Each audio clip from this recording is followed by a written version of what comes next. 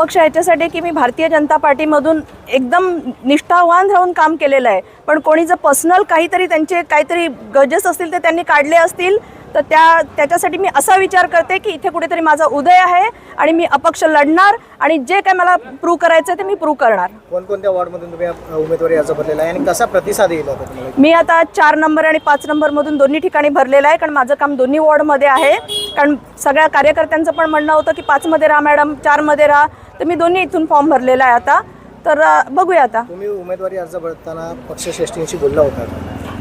शेवटच्या क्षणापर्यंत 2 वाजेपर्यंत मला सगळ्या अपोजिट पार्टीकडनं इतके कॉल येत होते, तरी देखील मी कोणाचा कॉल रिसीव्ह नाही केला. मला किती दिवसापासून सांगितलं जात होतं की तुला लटकवून ठेवलेलं आहे, तुम्हाला लटकवून ठेवलेलं आहे, तुम्हाला देणार नाहीत. मी सगळं नाही दिलं तरी चालेल, पण मी निष्ठावान कार्यकर्ते, मी शेवटच्या क्षणापर्यंत याची वाट पाहीन.